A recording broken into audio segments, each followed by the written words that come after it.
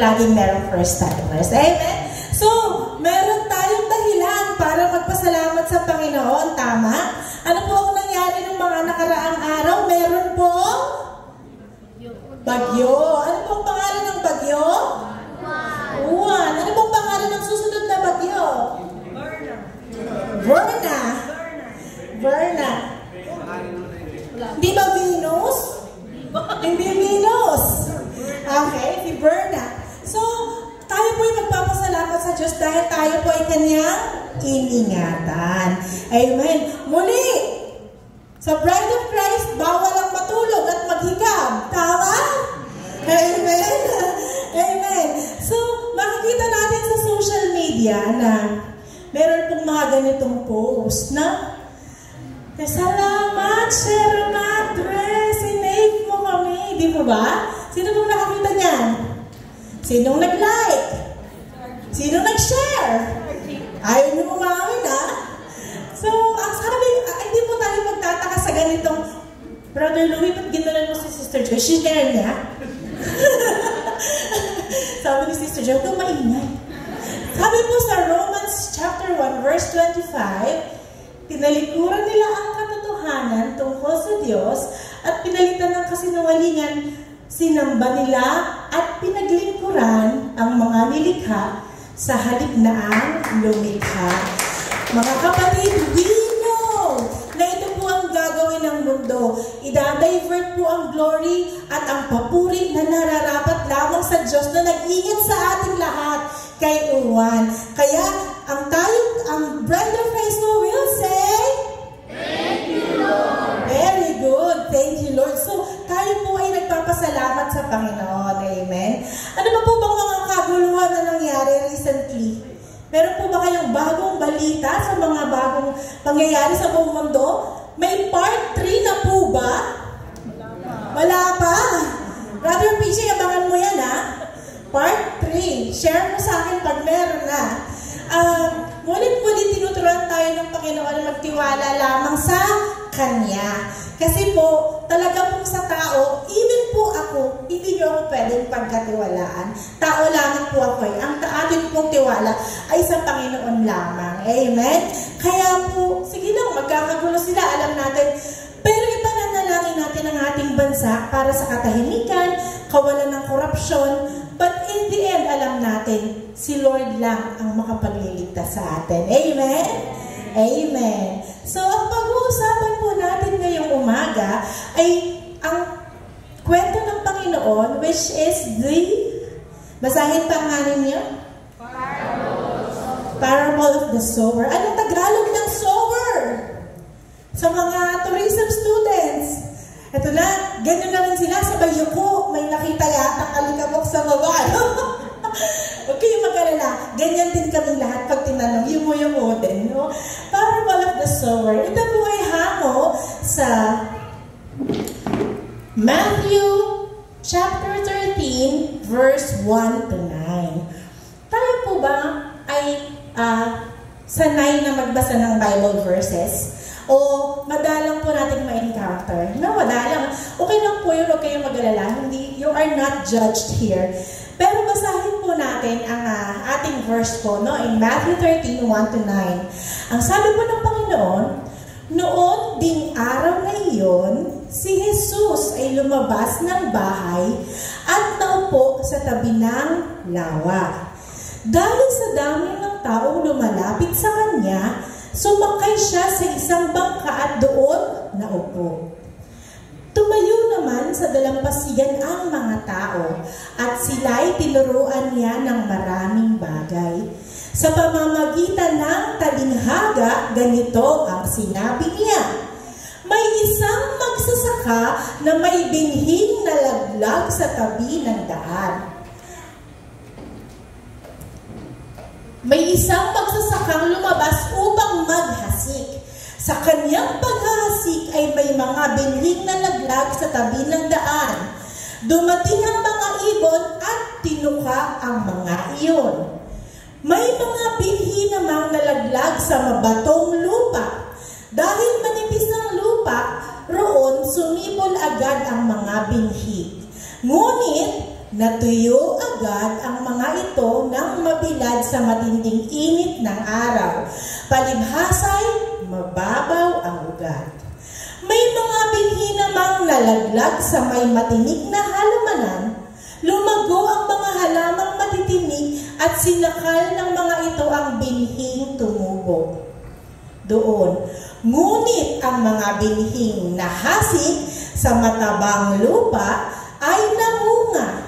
May tig-100, tig-60 at tig-30. Makinig ang may pandinig. Tayo po ay manalangin. Hallelujah. Ama, nagpapasalamat po kami, Lord God, sa araw na ito, Panginoon. Father God, we ask, Lord God, for your blessing, your anointing, Lord God. We ask, Lord God, for your divine intervention. Ruach HaKodesh, Spirit of the Living God, we plead and we ask you, Lord, na tulungan mo po kami, Lord God, to understand what you mean, Lord God. Ama, on our own knowledge, Lord God, hindi po namin kaya, but we ask, Lord God, that you move in this place at katagpuin mo po ang bawat isa. Open our ears, open our eyes, open our hearts, and open our minds, oh God. Ama, baguhin mo po ang aming mga buhay at gamitin mo po itong banal mong tahanan, Panginoon. As we glorify your name, O God, sa pangalan ni Jesus, Amen. Amen. Palakpakan po natin ang ating Panginoon. Ang pamagat po ng ating pag-uusapan ngayon ay, basahin nga po, the sower, the seed, and the soil. Para po magkaroon tayo ng mas malinaw na picture kung ano po yung ating pinag-uusapan, panoorin po muna natin ito.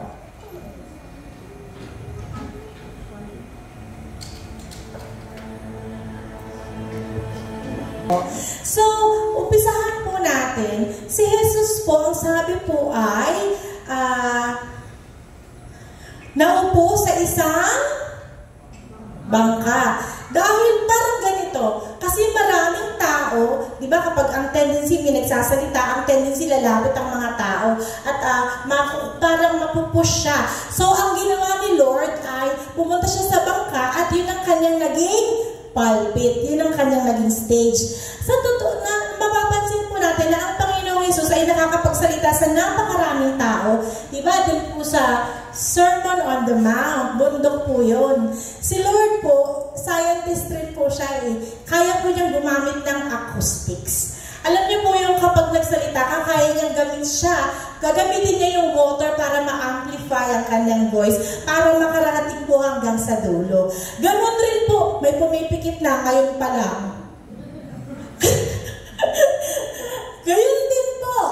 Gayon din po, ang tubig, acoustics po yan.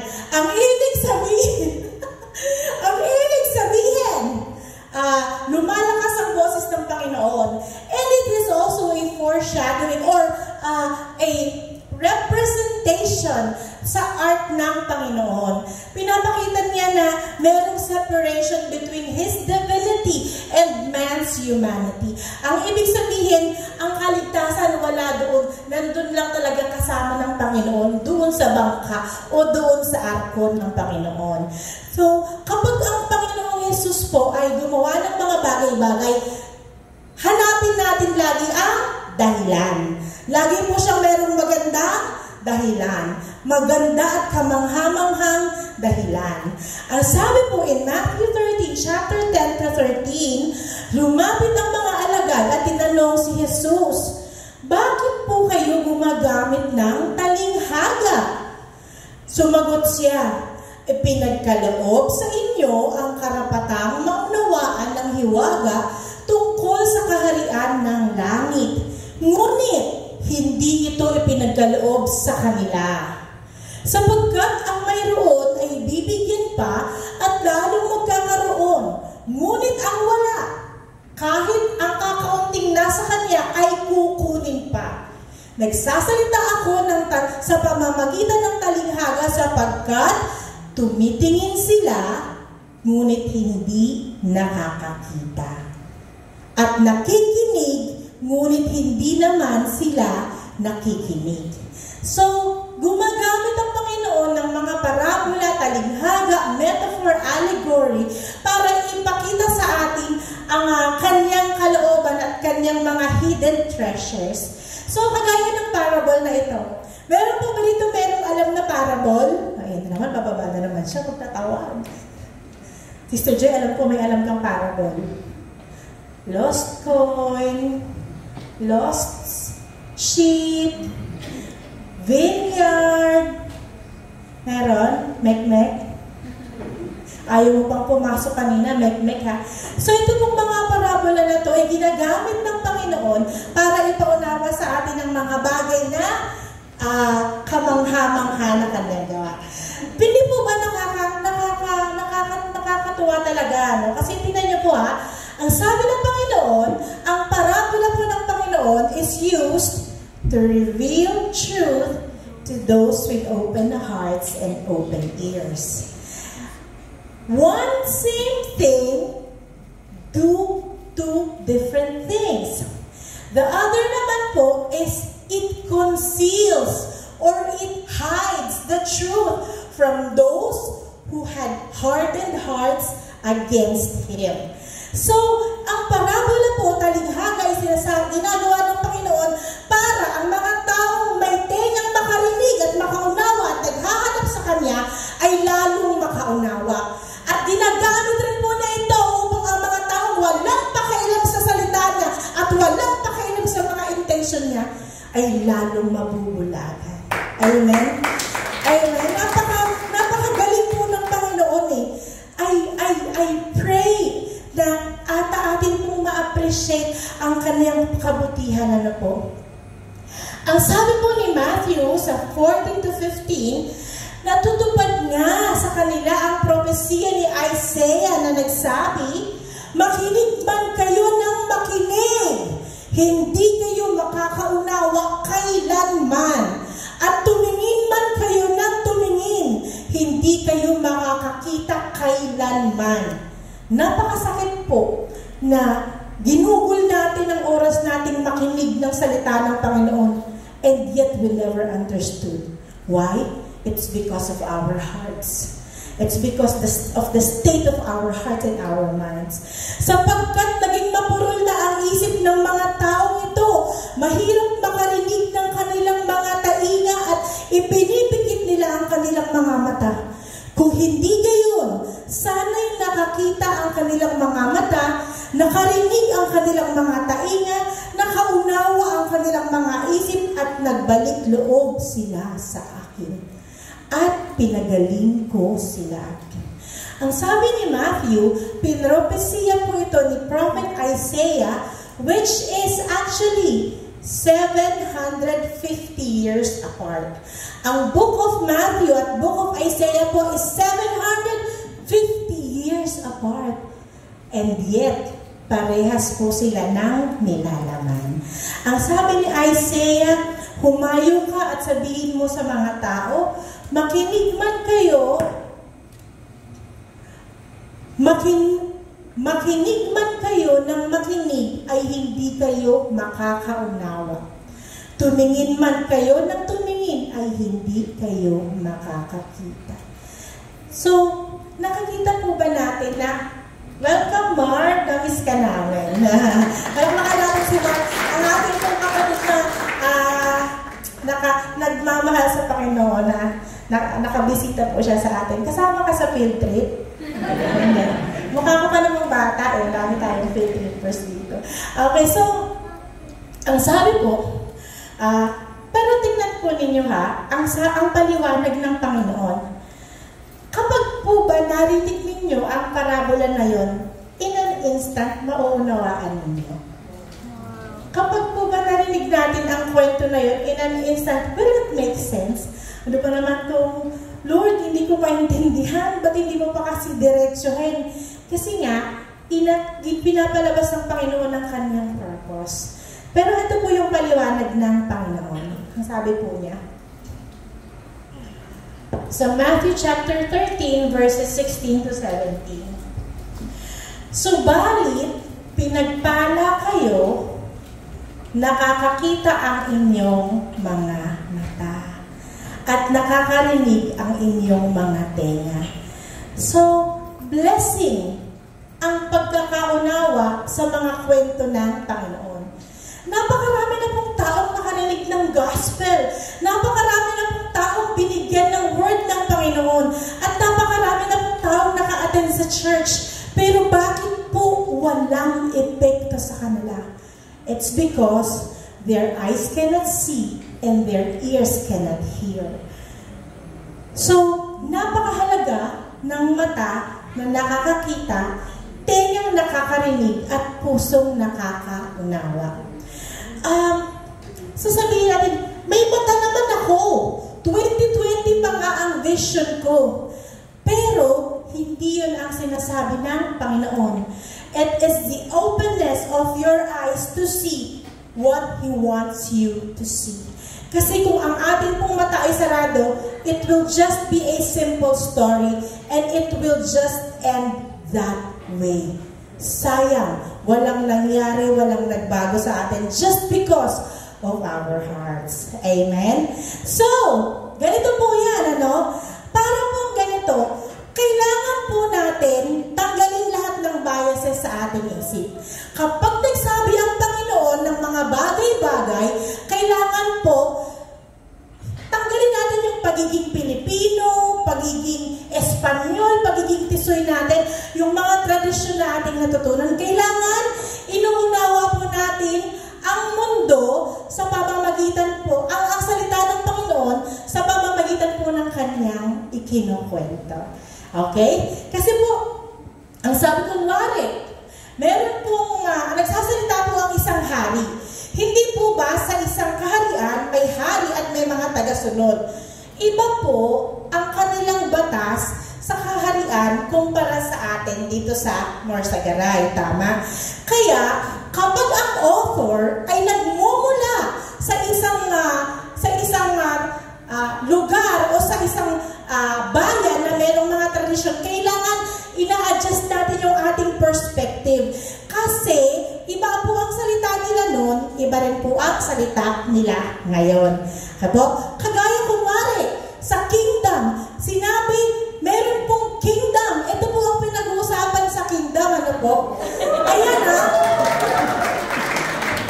So, sa kingdom, syempre, merong mga commoner o mga tao na tagasunod lamang po, ano?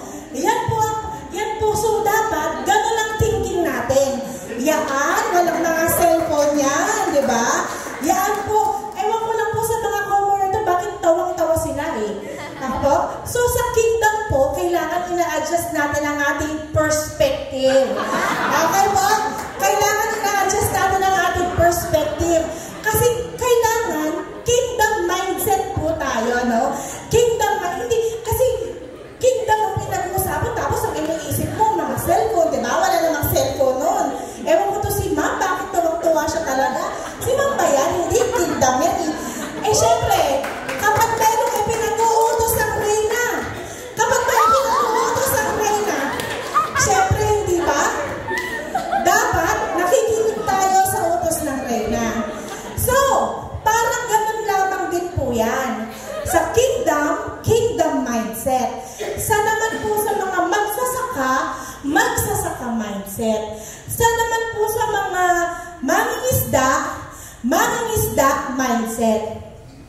So, kailangan ina-adjust natin po yung ating point of view, yung ating vision. So, kagaya sa panahon ng mga Israelita, nagsasalita ang Panginoon, ang kailangan, ang thinking natin po ay mangingisda o magsasaka rin po. So, isipin natin, kapag po yan ang mga Israelita, matitigas siguro ulo kasi inuutosan parang ayaw eh, no? Parang nagre-rebelde eh. Buti nilang may gwapong gwardya sa likod, no? Okay? So, kailangan gano'n ang mindset. Nagsasalita po, ang isip natin, yung sa mga pamamaraan nila. Okay? So, parang ganyan po. Ganun din po sa mga kadalagaan noon. Talaga pong kailangan damahin natin ang pagiging Israelita. Okay? Damahin po natin ang pagiging Israelita. lights, okay? Kasi nga po, doon lang natin tunay na maunawaan ang intensyon ng Panginoon. Okay? So, in Matthew, chapter 13, verses 18 to 22, makinig kayo. So, nasa mindset na tayo ng mga Israelita, ha? Walang cellphone, walang TV, walang mga textmates, walang mga TikTok. Ang nakikita lang natin lagi, kaparangan, dagat, amoy isda, ganon po, no? Ang sabi ng Panginoon, makinig kayo at unawain ang kahulugan ng talinghaga tungkol sa maghahasik. Kapag ang isang tao ay nakikinig ng mensahe, hindi natutulog. Mensahe tungkol sa paghahari ng Diyos, ngunit hindi naman niya yun inuunawa, siya ay katulad ng binhing nalaglag sa daan. Dumarating ang masama at agad inaalis sa kanyang isip ang mensaheng kanyang napakinggan. Ang katulad naman ng binhing nalaglag sa mabatong lupa ay taong nakikinig ng mensahe at kaagad at masayang tumatanggap nito. Ngunit, hindi tumitimo ang mensahe sa kanyang puso. Sandali lamang itong nananatili at pagdating ng mga kapighatian at pagsubok dahil sa mensahe, agad siyang tumatalikod sa kanyang pananampalataya. Ang binhi naman nahulog sa may matitinig na halaman ay mga taong nakikinig ng mensahe, ngunit dahil sa pagkabalisa sa maraming bagay at pagkahumaling sa kayamanan, nawalan ng puwang sa kanilang puso ang mensahe at hindi ito nagkaroon ng bunga. At katulad naman ng binhing naghasik sa matabang lupa, ay mga taong dumirinig at umuunawang mabuti ng mensahe, kaya't ito'y namumunga ng sagana, tig-100, tig-60 at tig-30. Ipagpatuloy po natin ang video na napanood natin kanina to further understand what we are talking about. 1 Peter chapter 1, 23 to 25, sapagkat muli kayong isinilang hindi sa pamamagitan ng binhing nasisira, kung hindi sa pamamagitan ng buhay at walang kamatayang salita ng Diyos. Ayon sa kasulatan, ang lahat ng tao ay tulad ng damo, gaya ng bulaklak na ito, nito ang lahat niyang kariktan. Ang damo ay nanalanta at ang bulaklak ay kumukupas, ngunit ang salita ng Panginoon ay mananatili magpakailanman. Ang salitang ito ay ang magandang balitang ipinangangaral sa inyo. Ang tinutukoy po ng Panginoon na seed o binhi o buto ay ang salita ng Diyos o ang Panginoong Jesus mismo na ibinapamudmud niya sa ating mga sangkatauhan para sa ating kaligtasan. Kaya lang, tandaan natin, there are 4 types of soil. So, ang seed na ito, nagkataon ay nalaglag sa pathwalk. Alam niyo po ba yung mga daanan na laging pinagdadaanan? Alam niyo po yung, di ba, kapag may mga damuhan, tapos po meron pong mga pathwalk, ang pathwalk walang damo. Di po ba? Kasi nga hindi sila napubuhay doon dahil nga po lagi siyang nilalakaran. At ang pathwalk, compressed po ang soil noon. Kasi nga po, lagi nga po siyang nilalakaran. So wala siyang moisture, dry po siya. So, paghagis po ng sower at doon po nalaglag, ano po ang dumarating? Dumarating ang masama. Dumarating ang demonyo. Dumarating ang kalaban at ninanakaw ang salitang naririnig natin. Amen? Para pong mga ibon, kaya po hindi nakapagtataka, nakakarinig lang natin ang salita, and yet, wala na agad mamaya. Sabihin mo sa katabi mo, huwag mong ipanakaw ang salitang naririnig mo. Sayang po ang kayamanan na naririnig ninyo kung payahayaan lang po natin na nanakawin ang kalaban.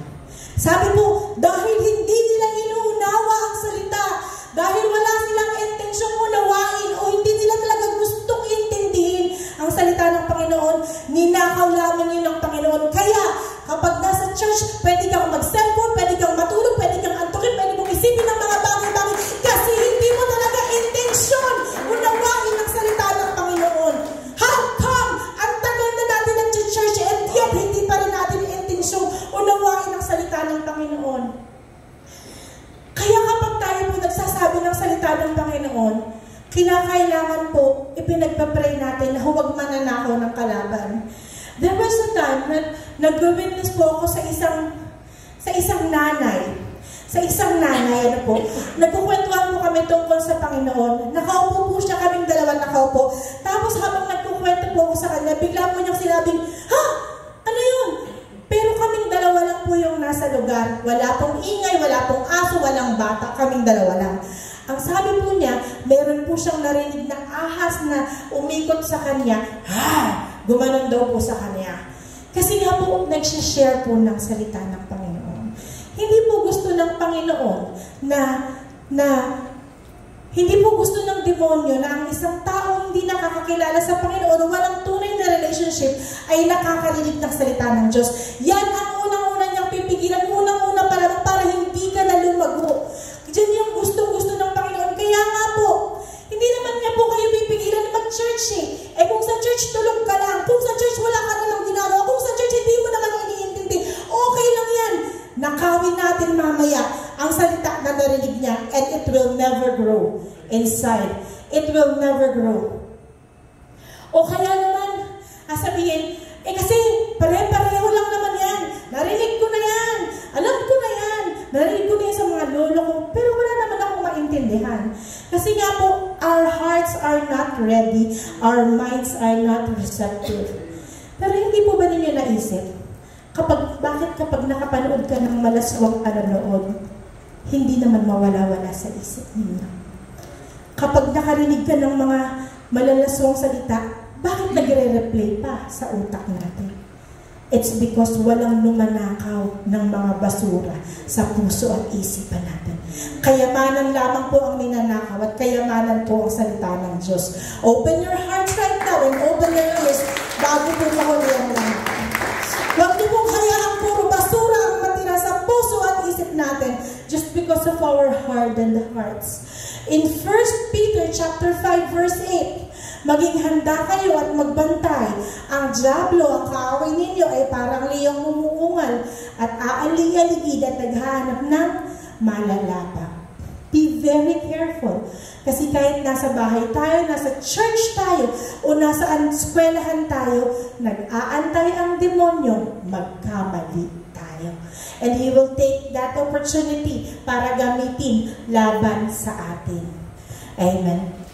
Ang sabi ng Panginoon, in 2 Corinthians chapter 4 verse 4, hindi sila sumasampalataya sapagkat ang kanilang isip ay binulag ng Diyos ng kasamaan sa daigdig na ito upang hindi nila makita ang liwanag ng magandang balita. Kaya nga po, kahit ano ang paliwanag natin, kung gaano kabuti ang Panginoon, kung kahit paano po ang praise and worship mo, ikaw na nagtulo ang uhog mo, naghalo ang laway at sipon mo, na naranasan mo ang pawis mo, sumasama pa, pero hindi ka mahinto sa pag-awit at sa pagpuri sa Panginoon. Amen.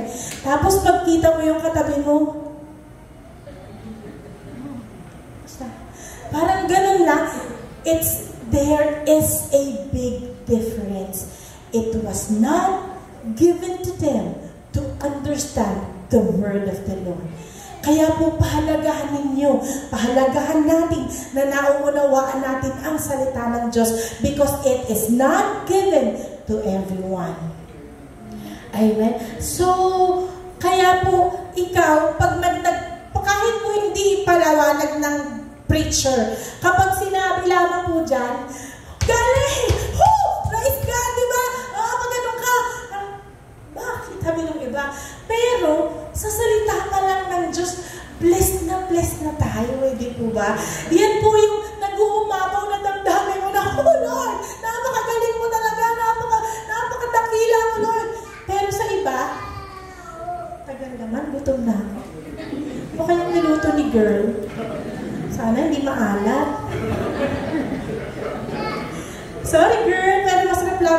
mo. Joke lang yun. Okay?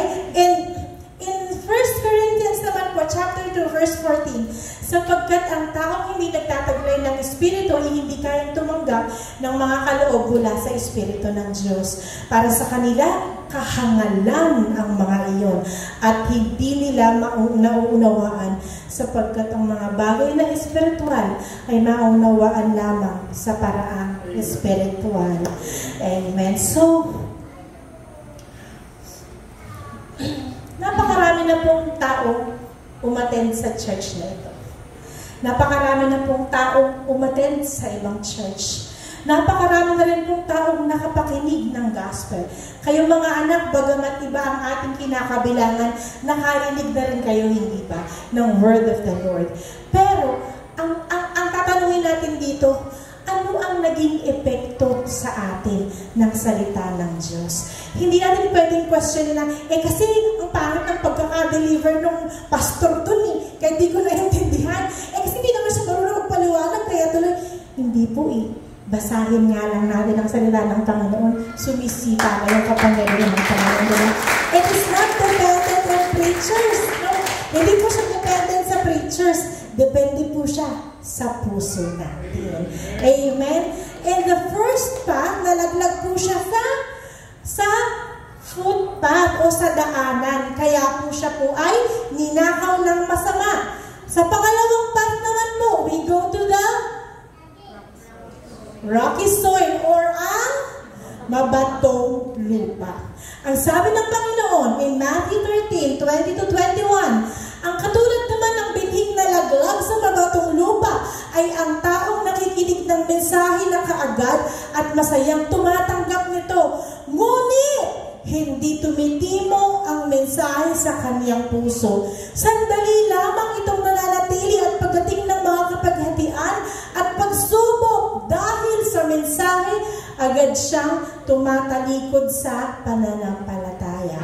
Ito po yung mga nakarinig ng salita ng Panginoon na sobrang excited, sobrang hyper, kasi po nalaman niya na napakabuti at napaka-generous pala ng Panginoon. Sa sobrang excitement po niya, nakalimutan po niya na ang Panginoon ay marunong mag-disiplina. Sa sobrang excitement po niya at sala, napakabait ng Panginoon, hindi niya inisip na ang Panginoon ay galit sa kasalanan. Sa sobrang excitement po niya, dahil po nakilala niya ang Panginoon, hindi niya na-realize na merong impyerno para sa mga taong hindi sumusunod sa Panginoon. Ito po yung ating mga kapatid. Hindi po natin sila kinokondemn o ginajudge, but this is according to the word of the Lord.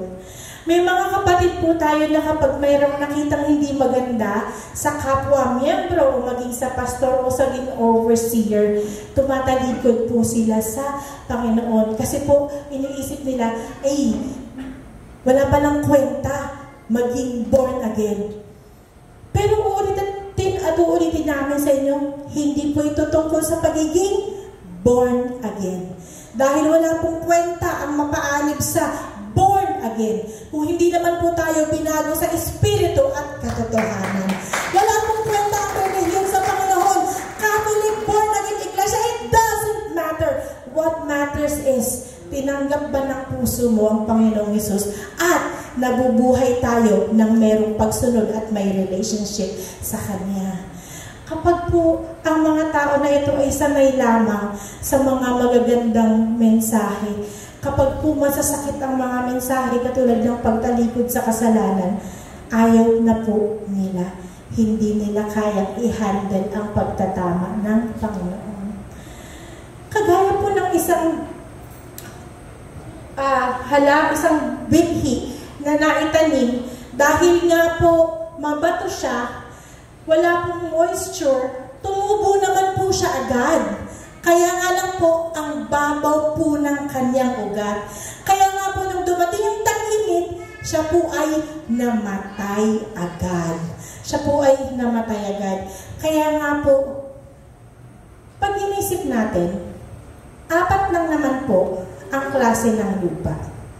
And definitely, tayo ay nagbebelong sa isa nito. Amen?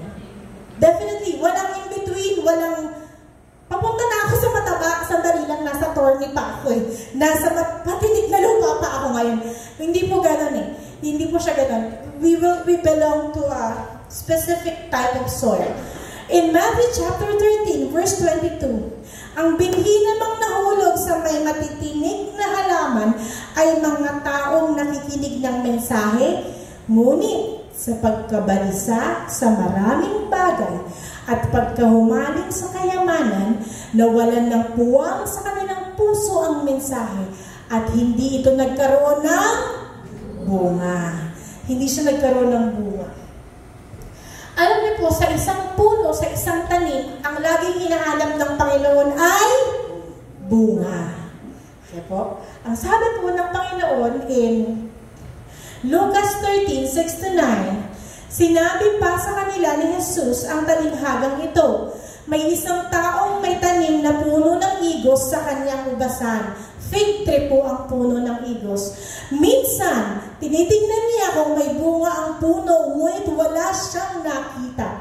Dahil dito, sinabi niya sa tagapag-alaga ng ubasan, 3 taon na akong pumaparito at naghahanap ng bunga ng punong ito, ngunit wala akong makita. Putulin mo na at nakakasikip lang yan. Ngunit sumagot ang tagapag-alaga, huwag po muna nating putulin ngayon. Huhukayan ko po ang palibot at lalagyan ng pataba. Baka sakaling mamunga na sa susunod na taon. Kung hindi pa, saka po ninyo ipaputol. Ano ang ginagawa sa punong walang bunga? Pinuputol, sinusunog, itinatapon sa apoy. Hindi po against ang church sa paghahanda at pagpe-prepare sa ating buhay. Hindi po against ang Panginoon sa pagyaman o pag-unlad ng isang mananampalataya. In fact, ito po ay kanyang pangako sa lahat ng mga taong inuuna ang kanyang kaharian. Seek ye first thy kingdom and everything shall be added unto you. Kaya nga lang po, meron pong sinasabi ang Panginoon in Matthew chapter 6 verse 21, sapagkat kung saan naroroon ang iyong kayamanan, nandoon din ang iyong puso. Hindi po galit ang Panginoon sa mga mayayaman. Galit po ang Panginoon sa taong dinidiyos ang yaman. Hindi po galit ang Panginoon sa taong gumagamit ng yaman para sa kanyang kaluwalhatian. Galit po ang Panginoon sa ginagamit ng yaman para sa kanyang sariling kapakanan. Napakalahing pagkakaiba po niyan, mga kapatid.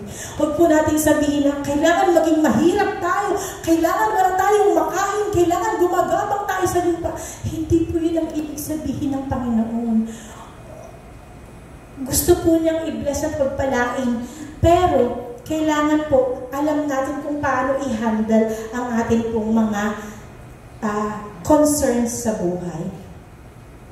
Kagaya ng meron akong question po. Sa magbigay po kayo ng sagot, ha? Anong bagay po ang umuubos sa isip at lakas mo na nananatili, mga bagay na nananatili sa isip mo sa buong maghapon at magdamag?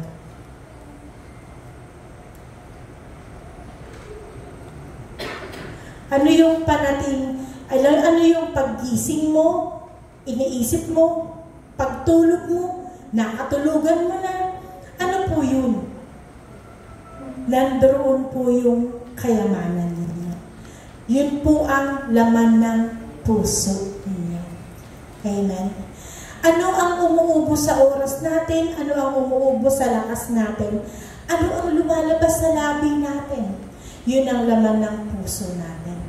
Uulitin ko po, hindi po galit ang Panginoon sa kayamanan. Pero tandaan natin na ang pera ang ugat ng lahat ng kasalanan. Nakikita po natin yan sa nangyayari sa ating bansa. 100 billion pesos ang pinag-uusapan. We know na ito po ay underestimation lamang. Because of the greed of money, ang mga tao po ay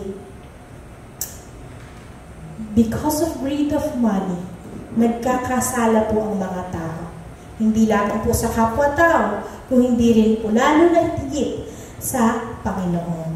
Dahil, ang sabi ng Panginoon, ang mga nagnanasang yumaman ay nahuhulog sa tukso at nasisilo sa bitag ng masasama at mga hangal na hangarin na nagtutulak sa kanila sa kamatayan at kapahamakan, sapagkat ang pag-ibig sa salapi ay ugat ng lahat ng kasamaan.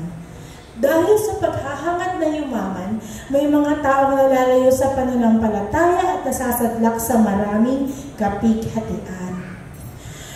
May pangarap tayong maging abogado, doktor, nurse, engineer, seaman, businessman, may pangarap tayo. Maganda po lahat yan.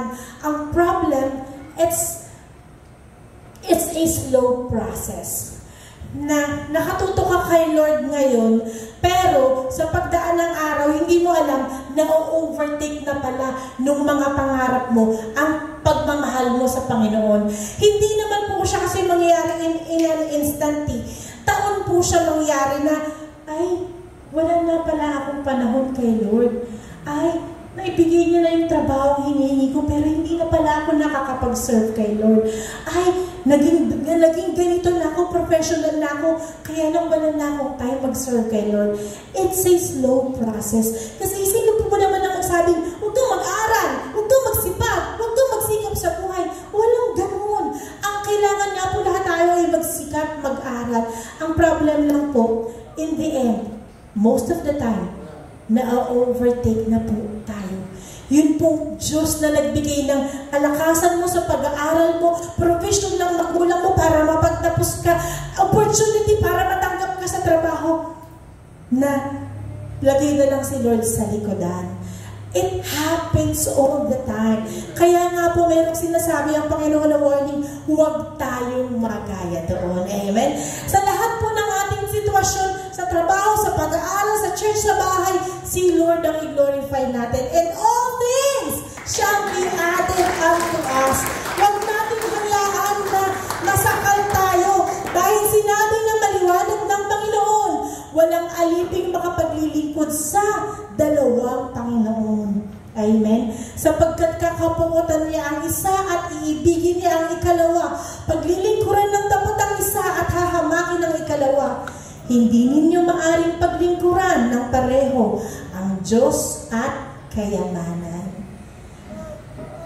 God gave me a revelation na isang reality check po natin para malaman natin kung hindi natin dinidiyos ang pera o hindi po ito ang pinakamahalaga sa buhay natin is if we can give our tithes and offering to the Lord. Isa po yung senyales na ang pera, ginagamit mo lamang tool. Ginagamit mo lamang yan at ginagamit mo ang mga resources mo to glorify the Lord, pero hindi yan, kasi sabihin mo, ang dami ko pang bibilihin, hindi ko ito magagawa, hindi ito magawa. Kung talagang alam natin ang tunay na mahalaga, gaano man po kalimited ang ating resources o gaano man po kaliit ang ating mga kinikita, we choose to glorify the Lord first. That is how we handle the blessings of the Lord na pinagkakaloob sa atin. So this seed, so ano nga po yung first? Soil? Path, walk. Very good. Ang next po, stony soil or rocky soil o mabatong lupa. And third is? Thorny soil. So, ang tumubong halaman, dahil po marami pang ibang nakatanim doon. Ito pong mga tinik na ito po yung mga pangarap natin, ito po yung mga pagdanasa natin talaga na umangat sa buhay, ito po yung mga bagay na balang araw, sumasakal rin po sa ating relationship sa Panginoon. That's why we have to be careful. Alam niyo po, huwag tayong matakot o feel mo, grabe naman yan, wala naman kasing perfect na tao. Kailangan po natin ng wisdom para maunawaan kung ang bagay ba na to, sinasaka ng relationship ko sa Panginoon. Ang tao ba na ito, sinasaka ng relationship ko sa Panginoon. Kasi mahal ko tong tao na to eh. Pero itong tao na to ayaw sumama sa church. Ang dami niyang bisyo. Itong tao na to, ang hirap kausap. Pero mahal ko siya. Pero dahil sa pagmamahal natin sa tao, china-choke ba ng tao na ito ang relationship natin sa Panginoon? We have to ask wisdom from the Lord. The fourth soil would be in Matthew 13:23. At ang katulad naman ng binhing nahasik sa matatabang lupa ay ang taong dumirinig at umuunawa ng mabuting mensahe right now. Kaya ito ay namumunga ng sagana. May tig 100, tig 60 at tig 30. If we are seeking the Lord right now, we give our complete attention to the Lord. Lord, ipaunawa mo sa akin ang mensahe mo. I want to understand. It will definitely yield a fruit in our life. Ito ay mamumunga at ito ay definitely tutubo. Ang sabi ng Panginoon, tag-30, tag-60, tag-100 o kailanman, ang tunay na relationship, ang tunay na lupa na nakakatanggap ng salita ng Panginoon ay namumunga. Tatanungin ko po ulit kayo, ano ang bunga ng magandang balita sa buhay ninyo? Isip tayo. Ano ang bunga sa buhay mo ng magandang balita sa Panginoon? Meron bang naging magandang bunga? Kasi kung wala, niloloko lang natin ang ating sarili na tayo ay matabang lupa. Nandoon tayo sa thorny, rocky, o pathway. Bunga ang hinahanap ng Panginoon. Ang sabi in Marcos chapter 4, verse 26 to 29, ang kaharian ng Diyos ay may tutulad sa taong naghasik ng binhi sa kanyang bukid. Natutulog siya kung gabi at bumabangon kung araw. Samantala ang binhi ay tumutubo at lumalago, ngunit hindi alam kung naghasik kung paano. Ang lupa ang nagpapasibol at nagpapabunga ng mga pananim. Usbong muna ang lumilitaw saka ang tangkay, pagkatapos nahihitik ito sa butil. Kapag hinog na ang mga butil, agad itong ginagapas ng taong naghasik sapagkat panahon na ng anihan. Ang lupang pinag-uusapan po natin ay ang puso natin. The seed is the word of Jesus Christ, which is sown by the sower who is God. Ang puso pong tumatanggap, ang lupang tumatanggap, ito po ang ating mga puso. Ano yung kondisyon ng ating mga puso? Ano po? Ano yung kondisyon ng ating mga puso? Tanungin natin yung ating sarili. Madami na ako narinig na mensahe ng Panginoon. Pero may nabago ba sa buhay ko? Marami nang narinig na mensahe ng Panginoon, pero ano ang naging epekto nito sa buhay ko? Kung hindi mo mahanap ang epekto sa buhay mo, mimili ka lang nasaan ang puso mo sa apat na lupa na ito. Lahat po tayo ay kailangang maging maingat dahil po ang lahat naman po ng ito ay nakarating sa lupa. Pero hindi po ang lahat ay nagtagumpay at namanga para sa Panginoon. Ang Panginoon po, ang sabi ng Panginoon, ang mga nahasik naman sa matabang lupa ay ang mga nakikinig ng salita ng Diyos at nag-iingat nito sa kanilang pusong tapat at malinis at sila'y namumunga dahil sa pagtsatsaga. Ang maghahasik po o ang naghahasik ay ang Panginoong Diyos.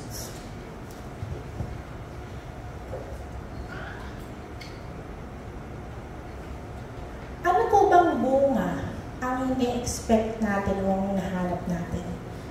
Ito po ay bunga ng pagtalikod sa kasalanan. Ito po ay bunga ng banal na espiritu na nag-uudyok sa atin na maging mahinahon, mapayapa, mapagmahal, mapagpatawad, matiisin, at matulungin. Ito rin po yung bunga ng mga kaluluwa na nahahatak at nadadala natin sa pangaanan ng Panginoon. Mga kapatid, ano ang bunga natin? Ano ang bunga natin? Sasabihin mo, bakit naman kasi? Bakit naman kasi kailangan ang paghahasik ay dapat patapon? Naturalmente, merong lalaglag sa path, merong lalaglag sa mabato kasi hindi intentional, hindi po ba? Ang paghahasik po niya, pagano po eh. Hindi naman po siya nagbungkal ng lupa, itinanim po niya ng paganito, hindi po ba? Ang paghahasik po ay patapon. Patapon pong ihinihasik ng Panginoon ang salita o ang buto. Alam niyo po ang dahilan kung bakit? Because po of John 3:15, upang ang sinumang sumampalataya sa Kanya ay magkakaroon ng buhay na walang hanggan. Walang kinikilalang kasalanan o sitwasyon ng Panginoon, hindi niya pipiliin ang mga taong makakarinig ng salita niya, ihahasik niya ito sa buong mundo upang ang lahat ay magkaroon ng tsansa. Sino man ay po pwedeng maligtas, kumilala lamang sa kabutihan ng Panginoon. Ang nakakalungkot, napakaunti po ng matabang lupa ng pusong tumatanggap sa Panginoon.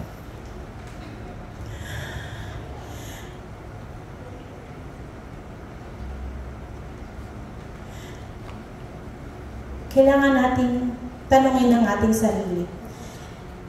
I-recall natin kung kailan tayo unang nakarinig ng magandang balita, salita ng Diyos, Gospel of Salvation. May nagkwento ba sa'yo nito? May nag-invite sa'yo sa church? Nakarinig ka ba sa YouTube, sa TikTok, o ano man po? O nabasa mo mismo sa Biblia? Balikan natin. Ano ang naging epekto sa'yo? Tapos po, i-analyze natin ano ang nangyari nung narinig mo. And then you will know kung saan po tayo nagbebelong doon. Of course, it's gonna be different before kaysa po sa ngayon. Kasi po, nagmamature naman po ang bawat mananampalataya. Pero meron darating po tayo sa panahon na napansin po ba ninyo na bakit parang paulit-ulit ang kasalanan sa ating mga buhay? Ako po paulit-ulit po yung mga kasalanan na nagagawa ko, nagsusorry ako kay Lord, pero mamaya po magagawa ko na naman. No? Sabi ko, Lord, nagsasawa na po ako sa kasalanan na to. Ayoko po nito eh. Sabi ko, tulungan niya po akong matanggal to. Ayoko pong ganito mag-isip. Ayoko pong ganito ang maramdaman. Gusto ko po na wala po ito sa buhay ko. Pero mamaya, nandyan naman na din siya. Naramdaman niyo na po ba yun? Yung sawa na sa kasalanan. Sawa na sa kasalanan. Ayoko na talaga nito, Lord. Eto na naman ako. Ganito na naman ang response ko. Ganito na naman ang inisip ko. Hindi pa rin po nababago yung puso ko. Ibang-iba po ang po pwedeng i-offer ng mundo sa atin. Madalas po, sino po yung mahilig mag-party, mahilig uminom, mahilig magpunta sa ganito sa ganyan, ang saya-saya natin, di po ba? Pero after nun, makikita natin empty. May hangover ka lang, masakit lang ang katawan mo, baka nawala pang wallet mo. Sabi nga po, baka dignidad mo pang nawala nung nangyari yung mga bagay na yun. Kailangan natin po isipin ko ano po ba talaga yung mahalaga para sa atin. Sino po dito yung gusto ng kapayapaan sa buhay, sa pamilya, katahimikan ng isip, yung pong kapanatagan sa kabila ng kaguluhan sa mundo? Ihanda po natin ang ating mga puso. kapag po in-offer natin ito sa Panginoon at puro ang ating intensyon na magpabago, magpalinis at sumunod, kaya po niya tayong palitan ng bagong puso. At ito po yung magiging matabang lupa. Magiging tahanan po tayo ng Panginoon at mananahan po sa atin ang banal na Espiritu.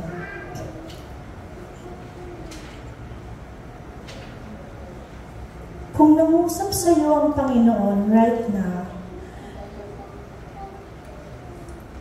mararamdaman mo yun. Meron kang natuklasan, meron kang nalaman, merong nag-leap sa puso mo, parang nagkaroon ka ng excitement na parang, oh nga, thank you Lord, praise God. Nangungusap sa iyo ang Panginoon. Huwag mong papatigasin ang inyong puso. Ang sabi po in Hebrews chapter 3 verse 15, mga kapatid, I want all eyes, all ears, all minds. Ito nga ang sinasabi sa kasulatan. Kapag narinig ninyo ngayon ang tinig ng Diyos, huwag ninyong patigasin ang inyong mga puso. Narinig po ba ninyo ang tinig ng Diyos ngayong umagang ito?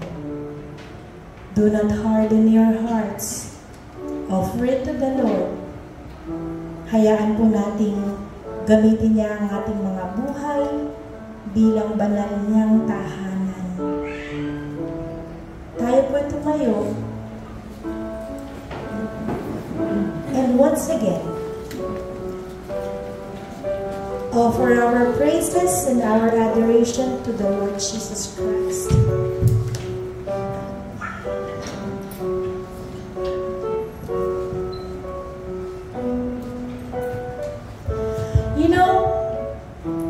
Hindi po aksidente ang sitwasyon na ito kung bakit nandito ang bawat isa. There are no accidents with the Lord, and I know that the Lord has reached out or touched the hearts of people na gusto niyang katagpuin. Hindi po nagagalak ang Panginoon sa relihiyon. Mga kapatid, huwag niyong iisipin na this is a religion, this is not Catholicism, this is another religion. Basura po yan sa Panginoon. Aanhin natin ang relihiyon kung tayo po ay walang mga puso na may matabang lupa. This is an open invitation right now. And I would like to take this opportunity. If the Lord has talked to you and you heard His voice, anak, kung narinig mo ang salita ng Panginoon, huwag kang mahiya. And there is a relationship that the Lord is offering you right now. I can feel it in my spirit that there's somebody here who the Lord is talking to. Kung ikaw yung tao na yan, I'm not forcing everyone. Kung ikaw ang tao na yan, you gently raise your hand and I will lead you into a prayer.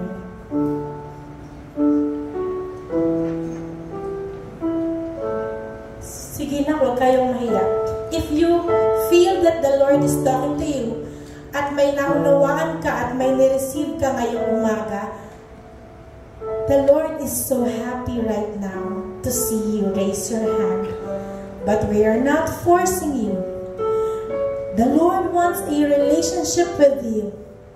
Ito yung relationship na mag-nourish sa'yo, mag-iingat sa'yo, magpapaliwanag sa'yo, magbibigay ng kapayapaan sa'yo.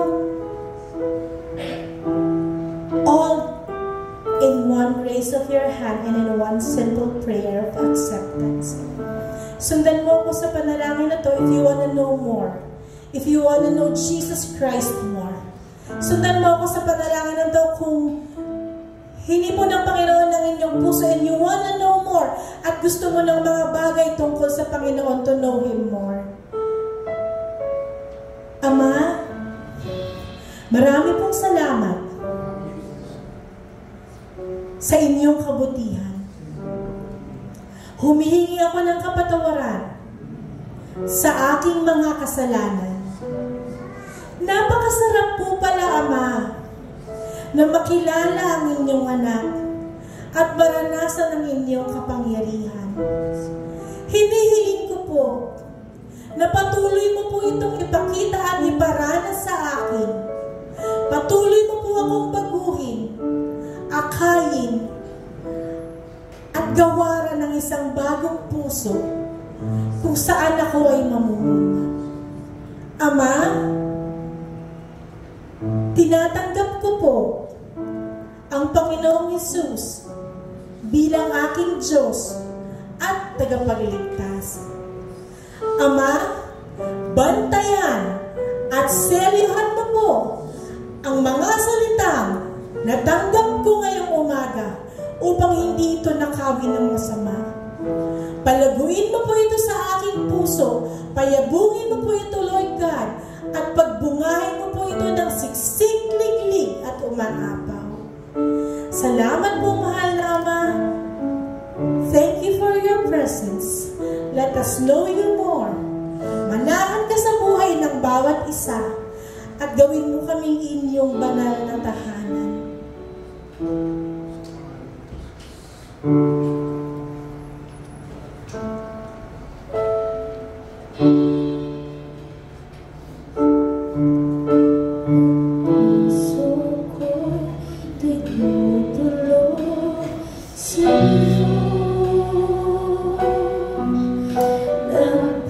Nagpapakumbaba ng susumamo.